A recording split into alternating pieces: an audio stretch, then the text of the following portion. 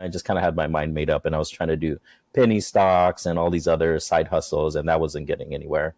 But like I did have those failures, and in the end, I'm glad that it happened because I learned that I really needed to have more cash flow.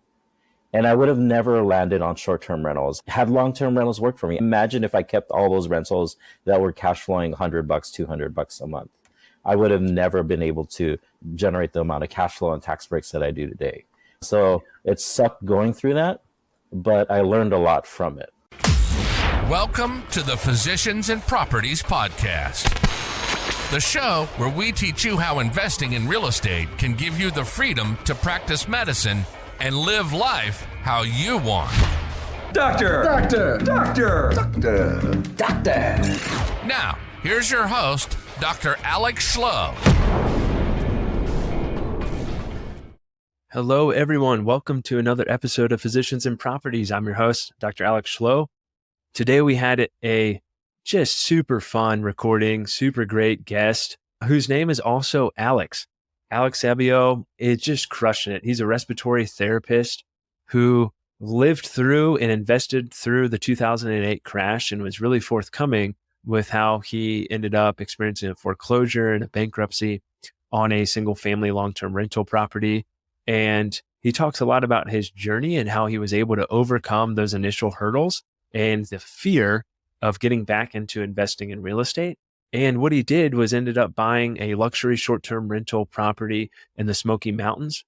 That portfolio has grown dramatically to 6 luxury short-term rental properties in the Smokies and Gulf Shores, Alabama. He started a fund that has bought a hotel in Arkansas that they're going to transition into a boutique hotel, which we talk a bit about that. And they're looking at buying more hotels in the future. Alex is an incredible guy. He's a great networker. He really shares a lot about how networking and providing value ultimately is going to benefit you going forward. If this podcast provided some value for you, please pay it forward, share it with someone else. Let's get started with today's episode. Hey everyone, welcome to another episode of the Physicians and Properties Podcast. Today I have another Alex on the podcast, Alex Sabio. Super excited. He's got an incredible story. So glad he's here and willing to take time to chat with us tonight. Alex, how are things going? Good. How's it going? Really excited to be here. Thanks for having me on. Absolutely. Your story is incredible. Can't wait to share it. We'll just dive right in. Do you mind just kind of giving the listeners a little bit of your backstory and kind of how you got into real estate? Sure. Yeah. Thanks. You say my story is incredible, but it wasn't incredible going through it. I wish that I had a better story to tell, like the gurus who go from like 0 to 100 rentals in 1 year with no money. That's not my story. And I can tell you there was a lot of ups and downs. And I think that's what's more common with a lot of Americans, right? That's everyone's story. With me, so I have a W-2 job. I'm a respiratory therapist, been doing that for 21 years. In fact, I met my wife in school, so she's also a respiratory therapist, but she's been retired for the past 3 years. Started investing in the early 2000s, and like a lot of other investors, made every single mistake in the book. Started investing in long-term rentals. Was greatly affected by the 2008 recession. Had a lot of negative cash flowing properties. And at a certain point, I'm at the hospital working tons of overtime just to cover the mortgage. And I kind of get burnt out. You know, it's easy to get burnt out as a healthcare worker as it is, let alone covering the mortgages of all these properties where, you know, tenants aren't paying. So I did have failures in the sense that I had a property foreclose on, but I had all of this knowledge with real estate, and I knew that real estate was going to be the long-term play for me and the way to go. And so probably about 5 years ago, I started getting the itch to get back into real estate, have a ton of long-term rentals still in my portfolio, and just slowly over time, you know, the tenants are paying it off. Inflation is kicking in and properties are going up in value and rents are going up. Interest rates are getting better. So I start making a little bit of money, but I have this itch to really want to expand my portfolio because I want to become financial free like everyone else. And so eventually, almost 3 years ago today, I bought my first short-term rental, and that was my bread and butter. Like I really enjoyed short-term rentals because of the cash flow, the process, and the amazing tax benefits. So yeah, we've kind of rolled that into like a small portfolio. I don't believe you need a large portfolio to be financially free. I have 6 luxury short-term rentals, And I've snowballed that into a hotel now. Like a few months ago, we purchased our first hotel. That's awesome. Yeah, what an incredible story. You went through the valley, you came back up, climbed up the mountain. I think you're getting close to the peak, my friend, which is awesome. Thanks for sharing that. What was it like for you to make up your mind to get back into real estate? Or was there any hurdles that you had to jump through, or things in particular that you're like, hey, I learned this and now I know to focus on that, if that makes sense?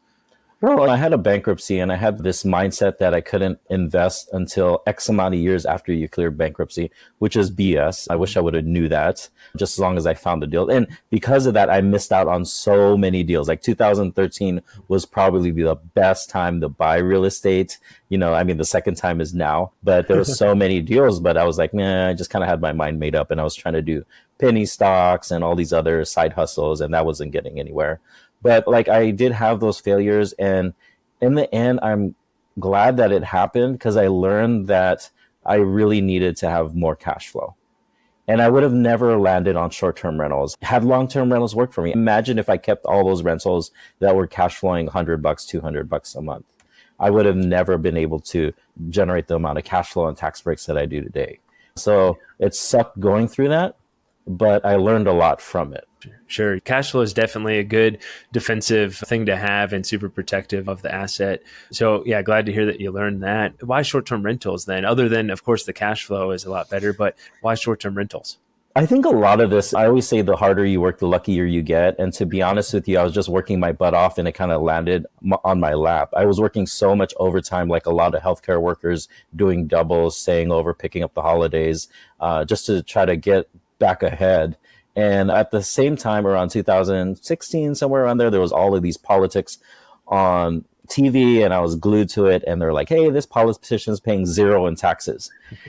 And I wasn't upset. I was like, well, how do I pay zero in taxes? Like, what do I have to do? And so I wound up hiring a CPA, and she kind of guided me, and she kind of threw this nugget like, you know what, you should really consider short-term rentals, because at the time we're trying to qualify for real estate professional status. And she's like, look, short-term rentals, they're a lot more work. So you could qualify more time and you'll get an amazing tax break. And so that kind of stuck in the back of my mind.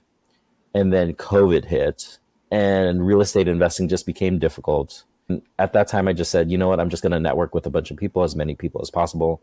And I remember this one investor, she said, you know what, I'm generating about $24,000 a month profit on 3 short-term rentals. And I'm like, oh my gosh, what is that? Like, tell me more. But what's your profit like after $24,000, after mortgage, fees? She goes, no, you idiot. That's my profit. You're not listening to me. $24,000 a month. And I'm thinking, well, that's my financial freedom number. Maybe I need to look more into this. So that's really what it was. The harder I worked, just reaching out there, talking to as many investors as possible. I probably talked to 500 different investors before I landed on her. And then she got me intrigued. And then I kind of went down this rabbit hole, like, where's the best short-term rental market? Is it worth it? I remember reading an article where one person said, I sold all my long-term rentals and bought short-terms. I said, what an idiot. That's a stupid move. And lo and behold, I wound up doing the same exact thing like a year and a half later. So, yeah, well, it worked out for you, it sounds like. Going back, so for folks who don't know what real estate professional status is, do you mind just kind of sharing a little bit about that and why it's such a huge benefit? Sure. So remember, not a CPA, did have a lot of failures. So I'm probably not the best person to listen to, but I'll give you my understanding with it.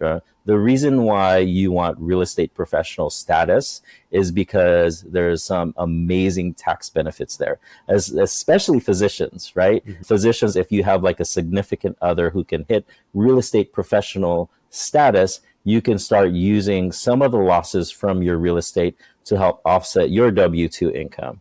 So what we were trying to do was have about 750 real estate hours or material participation hours. So for my wife, so that way when we had losses from our real estate, and that's usually through depreciation and other tax benefits, right?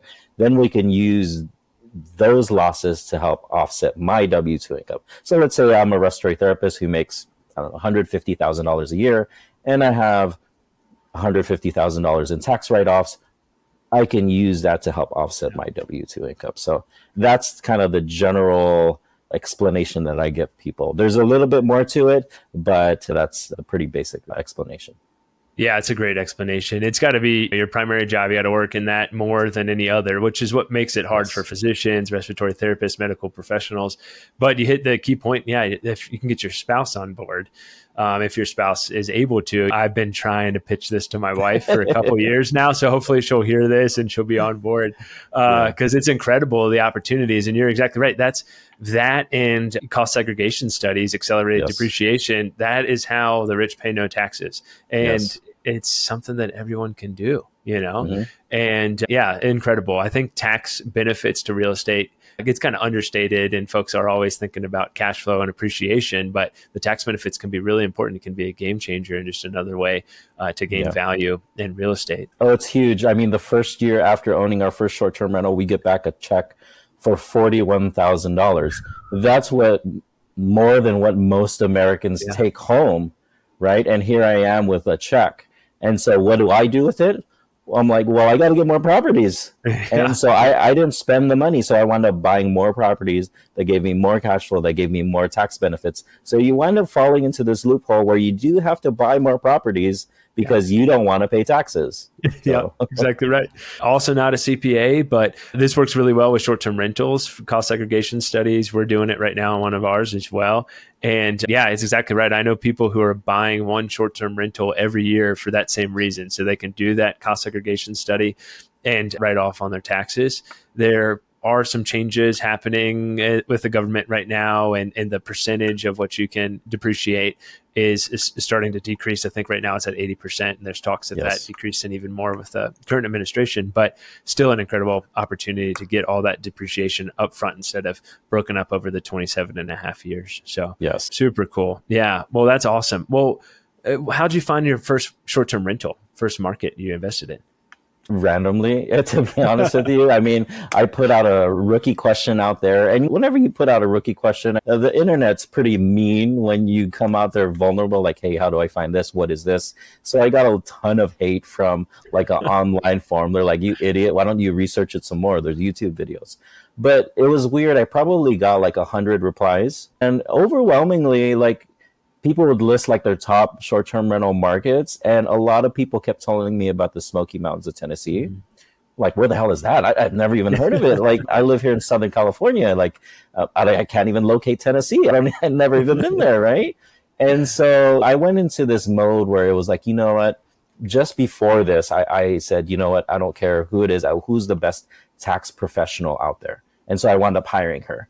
And so I kind of went through this mindset of stop trying to do everything on the cheap and just hire the best professional out there. Because I always try to do it. I still today, I'll try to do electrical work my own, right? But it's like, but people kept saying, well, you need to be in the Smoky Mountains of Tennessee. And I said, okay, if that's the best market, I'm going to go ahead. But who's the best real estate agent in that market? And everyone kept saying this name. And, you do need a little bit of luck on your side. At the time, July of 2020, nobody was buying homes. And like, I called this agent and she picked up the phone right away. And then I said, I had this long conversation with her for about a couple hours. And then I said, can I come and visit you? It looks like 2 weeks from now, I have that time off. And she said, yeah, I mean, if you're dumb enough to come visit me, I mean, I'll show you the homes, And so that's kind of how we built that relationship. And we've bought, actually, with her brokerage, we bought 6 short-term rentals. Wow, that's incredible. All in the Smokies, or are you in some other markets? Yeah, so we have 3 in Eastern Tennessee, and then I started networking with as many investors as possible, trying to learn the game and share information. And I had a lot of friends who own properties in Gulf Shores, Alabama. Mm-hmm.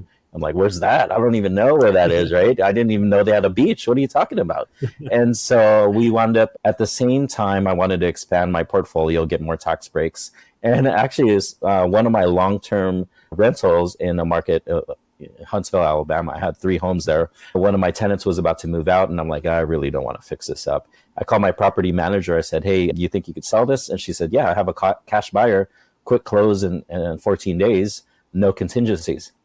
Wow. And I'm like, oh my gosh. And I'm only cash flowing maybe $500 altogether with that portfolio, maybe more, maybe $1,000 or something like that. And then I said, well, I love short-term rentals. I could get amazing tax breaks if I buy 3 more. And I get to kind of cross off the bucket list of owning a home on the beach. So I wound up doing a 1031 exchange, selling the rest of my long-term rentals and getting my properties in Gulf Shores, Alabama. That's awesome.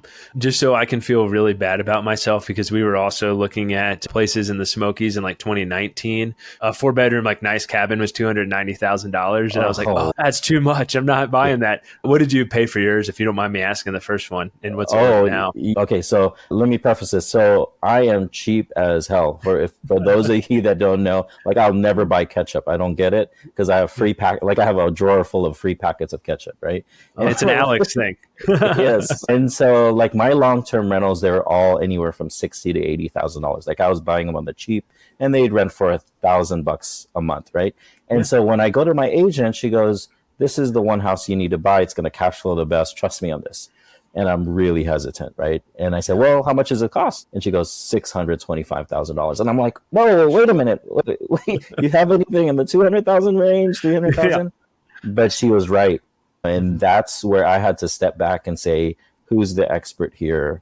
Follow their guidance. So it was $625,000. And nice. Yeah, she told me it would generate $100,000 a year. It generated like over $130,000 the first 2 years, each year. Yeah. So that's awesome. We've been happy with it. Yeah, for sure. Quite a way to start. And I'm sure, roughly, if you don't mind me asking, how much per month in cash flow are you making compared to your long-term rentals? Did that completely replace just that one short-term rental to completely replace all the cash flow from the long-terms? Yeah, blew it out of the water. It wasn't even close. It was funny how you feel like an idiot. You're like, man, why didn't I do this earlier? Yeah. And so the first 2 years, it averaged about $5,000 a month profit. Like you'll have ups and downs. Like summer is crazy where I remember the first full summer, that one home generated like 25 grand. You're talking like 8 a night, every single night it's generating. And I don't get it, right? Remember, I'm cheap. I stay at the circus when I go to Las Vegas. Like I don't spend money, but it's different clientele. And it replaced my wife's income, where she was working part-time anyway. So that's why she was able to just walk away from her W-2 right away. That's awesome. Just with one property. Incredible. One. Yeah. And now you got 6 and the hotel. So you're crushing it, I'm sure. So do you guys manage your own short-term rentals, or do you have a property manager who manages your portfolio for you? What's that look like? We do. When I talked to my agent, she said, look, I know you're cheap as hell, but you could go look at all these homes. And all those homes were older. And I said, you know what? We're trying to self-manage this from 2,000 miles away. I don't want to deal with a broken couch, broken TV. Let's just buy something brand new. So to be honest with you, in the Smokies, we bought 3 brand new properties just because we were scared, to be honest with you. We're working individuals. We're still middle class and we're 2,000 miles away. So we do self-manage this because what we find is that there's a lot of software that helps you automate the whole process. And if you give guests clear instructions, for the most part, you're not going to get too many headaches. I mean, it's not fully automated. If any guru out there tells you I'm completely hands off, they're completely lying to you. You are going to get the uncomfortable 2 a.m. text saying, hey, the smoke detectors are chirping at me. What do I do? And so that's something you have to figure out. Yeah, for sure. Yeah, we self-manage ours as well. Great. We use some software, Guesty and Turnover B&B, which is not Turno. That's been really helpful as well for coordinating cleaners. The biggest thing for us was the automated door locks. I think it's Schlage or Slage. I say it wrong all the time. But that was really awesome too. It just sends them the door code right away. And so there's a lot of ways to automate it and make it a lot more passive, but I completely agree. It is definitely far from completely passive to self-manage Airbnbs, even just one of them. I think if I were to get into, like, people always tell me, do you wish you would have gotten into it earlier? To be honest with you, I don't know if technology was there yet, like 10 years ago, to where I would have felt comfortable. Like, imagine leaving keys somewhere and then not having yes, we do put cameras in all of our properties, but initially to get over that fear of self-managing, like we have the cameras to where we could look in, the thermostat. Initially, like I would see guests like keeping the door open, and I would go in there and I would turn the stupid like AC down or whatever it is, you know, because I'm like, you're letting it go. But that's just the mindset I had initially. And technology helped me get over a lot of that fear. Yeah, absolutely. We have a short-term rental up in the Rocky Mountains in Colorado here. And there was a guest just a couple of weeks ago who was like, hey, is there any AC in here? And in the night, it gets pretty cool, and it was nighttime.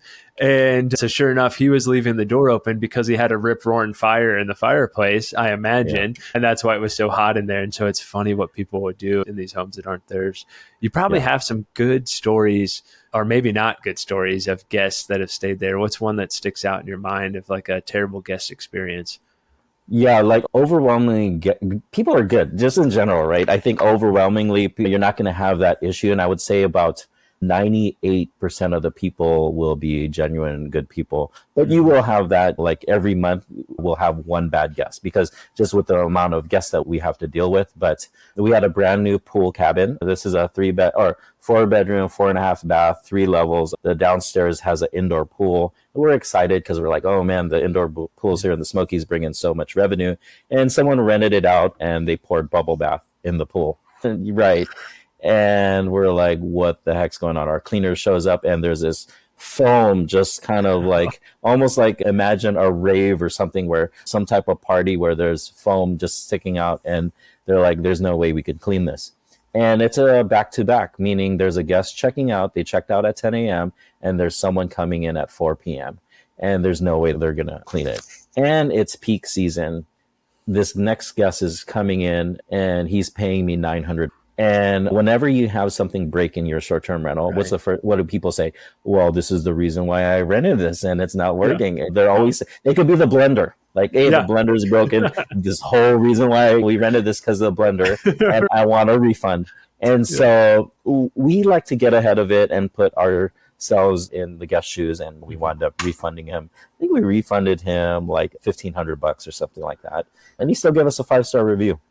That's and great. So we actually had to drain the pool, clean it, and then refill the pool, and then paying the pool cleaners to do all that. So I think if I were to pick any business, and if you told me that you would win 90% of the time, I would say, oh my gosh, sign me up, right? Even if I built a product like the latest phone and call it the A phone or something crazy, you'll probably have some returns or where the product is defective and times where you'll have to shell out money. But for the most part, I don't think I've ever had to give a full refund. I've given a lot of partial refunds because it's our fault or whatever, like, or things break.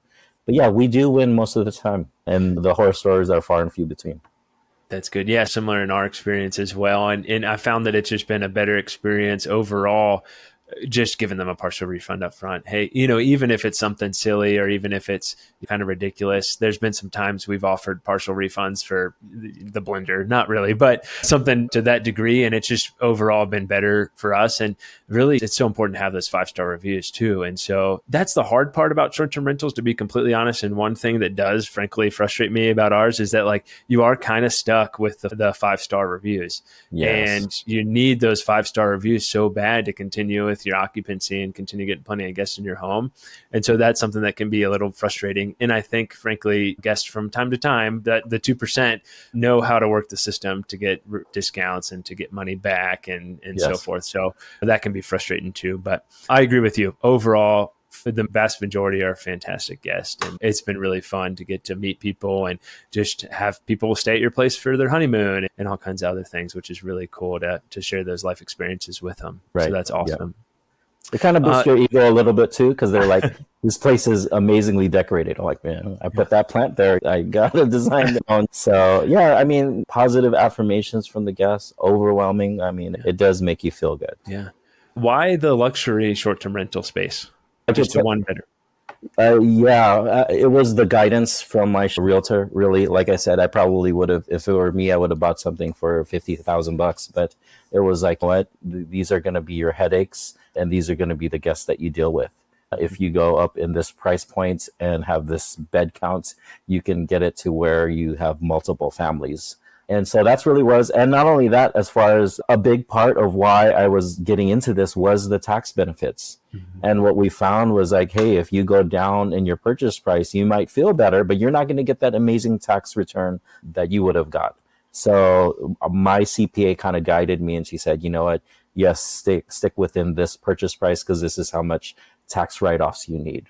So that's awesome. Yeah, and after the first one, it kind of just gave us, that's what we need to do. It's working out right. For sure. What do you think now makes a good Airbnb? Oh, that's difficult. Very good question, right? Because I think back then, when I was purchasing different short-term rentals, I could have bought any one of those. I mean, I remember I had a list of 15 of them that we drove by, gave like, like maybe it'll work, maybe it won't. But to be honest with you, every single one of those would have worked, and they would have cash flowed. They would have given amazing tax benefits. But now when I look at the ones that are struggling, those are the ones that kind of left it alone.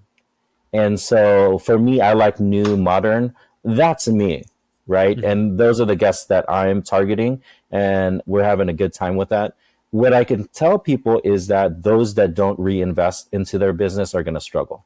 And so what you need to do, and we haven't found the magic number yet, where it's like, hey, set aside 5% of your gross revenue and to pour it right back into your short-term rental. So if you're grossing $100,000, that might be $5,000 every single year to just continuously update it just a little bit. I mean, businesses don't do that. Like businesses all the time will reinvent themselves, have new logos and have new looks, but you can't stay looking like the same business over and over and expect to compete. So you're going to have to always reinvest back into your business. Yeah, that's a great answer. Yeah, I think it's tough right now in the Airbnb space, and we've all heard of Airbnb bust and all that stuff. I think what you're doing, the luxury market is fantastic. It sounds like, and I know you have really well furnished homes and great locations and have your kind of target market picked out. And I think that's really helpful. Like you said, a lot of the folks that just took the cell phone pics of their house and didn't do anything with the furnishings and it looks like grandma's basement, those are the ones that are really struggling on Airbnb right now. What are kind of your thoughts on the short-term rental market in the future? And kind of what about regulations? Does that scare you at all? Or what are your thoughts in regards to short-term rental regulations? Yeah, it scares me and excites me at the same time, which I don't know if that's possible. So, for example, I went to a market in Arizona, and Arizona is like wide open, where the state has a law saying that cities cannot ban short-term rentals, right? HOAs can, like there could be CCRs that ban them, but the states itself, like let's say Phoenix, Arizona, they cannot come down and say minimum 30 days, right? But the thing is, if it ever does, like we talked to the mayor in this city or have the interview with this mayor, he said that if there were ever to have that regulation, that the ones that have short-term rentals now would be grandfathered in. And so what that does is it creates like this unbalance of supply and demand, where it's such a great area where people want to buy short-term rentals.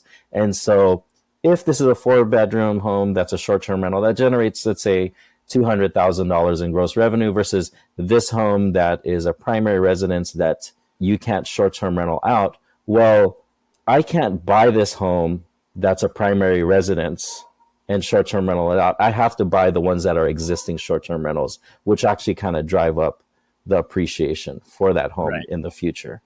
It's kind of tricky. Because I don't want to plop $1 million down on a short-term rental and then all of a sudden I have to do a long-term rental and my numbers don't work. That's the scary part. But you just have to figure out the market, talk to as many investors in that area, and hopefully your realtor is very in tune with what's going on in the city. Perfect answer. Yeah, completely agree. Let's talk now, if you don't mind, kind of about the fund pivot and the hotel and kind of next steps for that. How did that all come to be? I have no idea, man. I guess like a lot of this stuff, like the harder you work, the luckier you get. You kind of just start working, networking, adding value to people. And then all of a sudden you get to this place where things are kind of falling into your lap. And so I've been networking with as many investors as possible. And so a lot of people are always like, hey, you want to work together? You want to do something big together? And that's kind of what happened, where I looked at it, because if anything, I never have to grow again. With my portfolio, I could just call it a day and be like, you know what, I don't have to work anymore. But I was like, life's too short. Why not just go for it? And then I found a couple investors who already purchased hotels. And I said, let's just see this through. Maybe we really do enjoy the hospitality aspect. And that's where true wealth can be built just over time. So I just took a leap of faith and said, let's go for it. I obviously did a ton of research before this and into why commercial real estate is the way to go. And I did want to mix it up. I wanted to have a diversification of my portfolio. Yeah, that's awesome. What does kind of starting a fund look like? So I guess it would be before that, it's really assembling the team. That's where it is, because like one person that wants to start a fund, I think it's way too much work for them.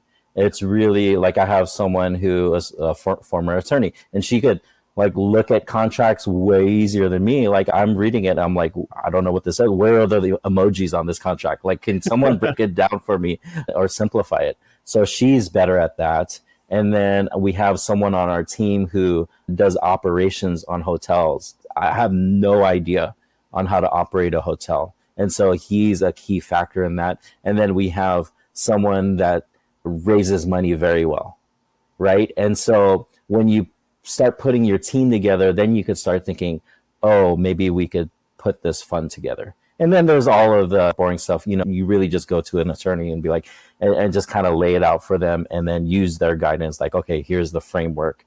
And then here's what you guys need to do after that. Yeah, absolutely. We were talking before this about like just how crazy it is to be able to raise money and buy real estate. And do you remember that first moment when that first check or deposit hit the bank account from somebody else? How did that make you feel going from the beginning with 2008 and the foreclosures to now, like this incredible empire that you've built? Yeah, well, so the first ones were ourselves. Like we did invest into our own funds, and that was my own money. So that was nerve wracking. Like, what if this doesn't work? I just plopped $100,000 into this fund that I might lose, and I have kids going to college, right? And so we believed in it so much that we put in our own money. But the thing is, I think just over time, there have been so many people that always told me, you provided so much value to us. If there's any deal that you ever come across and you want to do something together, let me know. And at a certain point, there was just so many people telling me that. And that's when I was like, okay, let's do the fun thing and raise money. But you're right. Like people do wire. I'm like, are you sure? Like $100,000 is, I mean, to me, shoot, $10,000 is a lot of money to me, right? And so when someone wires over $100,000 just to try you out, like, oh, okay, I'll throw 100,000. If you give me a good return, I might do something else. You're like, huh, am I really that poor? Like, I mean, there's so much more money out there. And the thing is, if you could see, people out there are looking for people like you or me that can multiply their money. Mm-hmm. There's a lot more than we think. And so, yeah, really exciting. And actually, I wish I could give out a couple of the names because they're actually pretty famous people, but that's awesome. Yeah, it was wild. It's such a overwhelming responsibility and like such a cool opportunity. And we feel very honored every time we work with investors. And I completely agree. For us in our company, it was such a big hurdle to get over, to get to the point where we're like, okay, it's time. Yeah. And then we hosted one webinar and we were fully funded and we're like, holy cow, this is crazy. Why haven't we been doing this the whole time? And so just really cool and it's needed to scale, especially when you're putting 25% down on properties, on commercial properties, for the most part, have a little bit more down payment requirements. Well, why hotels then? It sounds like definitely some experience with the folks in the fund, but what gets you excited about hotels? Yeah, so a little background, my great aunt actually owned a motel on the Las Vegas Strip. And so in the back of my mind, there was always like, I always thought it was cool. I guess a lot of my family thought it was cool too, but they thought it was a pain in the butt. But deep down, I was like, maybe I want to do something like that.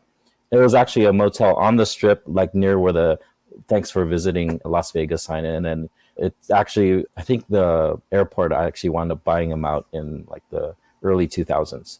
For a nice little profit. But yeah, in the back of my mind, that was always something. And before I got into short-term rentals, I was actually trying to get into multifamily, invested passively in some deals, took like a course on how to analyze deals. And so I always knew I wanted to get into the commercial asset of it or commercial side of real estate. And it was kind of a natural progression. I looked at like playing Monopoly. You're buying, like that's really been my story, rolling the dice, going around, landing on jail, starting over, going around, landing and paying people rent. And I'm thinking, man, there has to be something to this. And so you start buying different spaces. I start buying the cheap ones and realize I'm not getting anywhere with this. Wound up landing on Boardwalk, which is what I felt like my first short-term rental was the luxury short-term rental. And people were landing on Boardwalk, paying me good money. And so I felt like I was making money on that. And so I felt like I had to level up into some red hotels. So that was really the natural progression. And I knew I wanted to get into the commercial, but apartments didn't really excite me anymore. They still do. Don't get me wrong. I'd love to own one, but it was like we really love the hospitality aspect of it. I remember the conversation. I said, hey, I'd love to buy a multifamily, let's say a 20, 30 unit, and just short-term rental that thing out. And someone said, you mean a hotel? I'm like, oh, I guess so. Yeah. That's awesome. Very cool. Anytime Monopoly can get brought up in a conversation is a good one, especially for real estate, because it's perfect. So the first hotel or the hotel for you, that's in Arkansas, correct? Northwest Arkansas, and don't ask me to find it on the map because it's kind of like how I bought all of these. I could locate it now, but because we've done extensive research. But yes, Northwest Arkansas, home of Walmart, amazing amount of money that's being poured into that region. That's why we were really excited about it. So that's cool. Are you guys self-managing the hotel? Yeah, so one of the operators in the fund, they actually live in Bentonville, Arkansas. Okay. And so we acquired it in April. And so it's a lot of work. I mean, he's been on site, like transitioning it over, putting it our systems for a good part of the time. But yeah, he's managing everything, hiring, firing people, and putting in the systems in place. Eventually, because it's a Wyndham, and we have to stick with the Wyndham brand for 15 months until we transform it into a boutique hotel where we create our own name and redesign it. So that's going to be a whole nother beast there. Yeah. Any name ideas so far? Yeah, the Alex Hotel. Yeah, I'll come stay there. I think it's getting struck down and voted against. But and no, we don't have a name yet. Still that's thinking awesome. it through. If Alex's can stay there for free, count me in. That's cool. So are you guys planning to do some renovations to it to make it more boutique, or is it already in pretty good shape for you? Well, it was built in 2008. It's really good shape, and there's really nothing like we could stick with the brand. But what you find is you have franchise fees, and you have what's called a PIP. So that's a property improvement plan. And so, Wyndham's not going to let you paint it whatever color and, put whatever floors. You're going to have to stick with their brand and their everything that they recommend. But we didn't want to do that. And the cost to stick with their brand versus the cost of us renovating it were pretty close. And so we said, screw it. Let's just create our own brand. And the good part of it is our general partners have already done that. They've taken 2 hotels that they bought and created their own brand. And the amount of money that they're renting it out, because it's different than just your standard like Motel 6 or Hilton or whatever. It's just a different experience that people will actually pay for. For sure. Yeah. I mean, I know for us, the Schlo family, we definitely pay a few extra bucks more to stay in a boutique, mom and pop kind of motel, just for the experience and just to support those local businesses as well. So that's really cool. I'll have to connect with you after. I got a buddy who's really big into the boutique hotel space. And if you guys aren't familiar with each other, it'd be a good connection. But that's really cool. So plan to buy more of these in the future? I do. It's just extremely difficult. Like the interest rates are difficult already in the single family home. It's almost worse in the multifamily, unless or commercial space. The numbers are really tight. And the one thing is, Alex, we're investing other investors' money. Mm-hmm. And if it were just me and my money, I would have gone for a lot of these deals. But I'm way conservative. I am not trying to lose anyone's money. And it has to almost be like a home run or nice solid double or triple. You know what I mean? I am not trying to go up there, swing the bat, and strike out. So what I'm finding is I have to be a lot more conservative. And so we're passing up on deals because it's not there. Yeah, no, agreed. It's definitely worth it to protect the investor and ultimately benefit the investor even more in the future. So yeah, always keep the investor in mind for sure. Do you think that the hotel space is going to experience any sort of crash, if you will, like the commercial multifamily space is?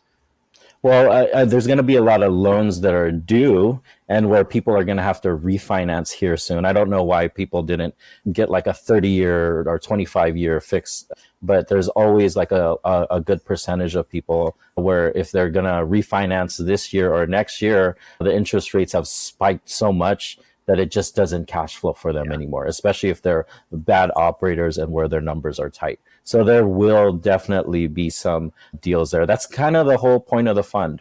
We wanted to have money up front saved versus finding a deal and then having to raise money for it. Mm-hmm. Like we're sitting here ready waiting for a deal. And our first hotel we purchased for $3.6 million and it appraised for $6.5 million. So those are the home run deals that we're looking for. And we're just kind of sitting on the sidelines waiting for something to come to us just like that. Yeah, $2.9 million worth of equity on day one doesn't sound bad. Yes. Yeah, Yes, that's awesome. Right. Yeah. Yeah, very cool. Well, that's definitely a home run. Well, I could certainly talk to you all night, but want to be respectful of your time. If folks are interested in reaching out to you, learning more about the fund, how can they do that? So I'm pretty active on Instagram at The Real Alex Sabio, or if you just type in Alex Sabio, you'll find me. I do post a lot of real estate content, but a lot of like stupid stuff about my Cleveland Browns losing all the time, or how much I love LeBron James, and that kind of pisses people off.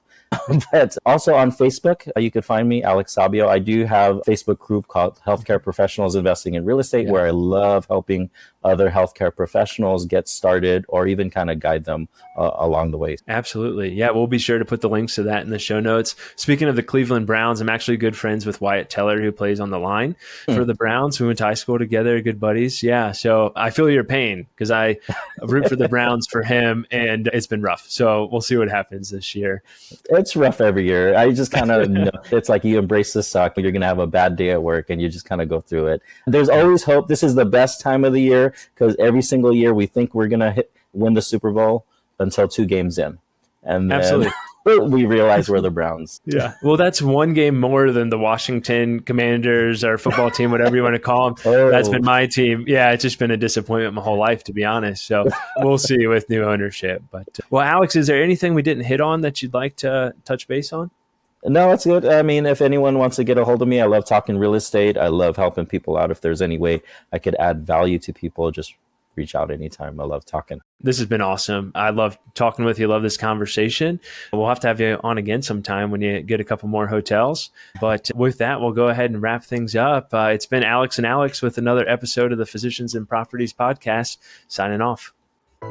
Hey, real quick, if you're still listening to this, I'm assuming you got value from it. So I need your help specifically. My 2-year vision with this podcast is to help 100,000 physicians learn how investing in real estate can give you the freedom to practice medicine and live life how you want. There are 2 main ways that a podcast grows. One is through ratings and reviews, and the other is word of mouth. If you can please leave me a 5-star rating and review on Apple Podcasts and Spotify, as well as send this to 1 to 2 friends that you think would get value from it, we can reach the physicians that we want to reach. Thanks in advance, and talk to you on the next episode. Please note that the information shared on this podcast is for informational purposes only and should not be considered financial or medical advice. The views expressed on this podcast are those of the host and the guest and do not necessarily reflect the views of the Department of Defense or the United States Air Force.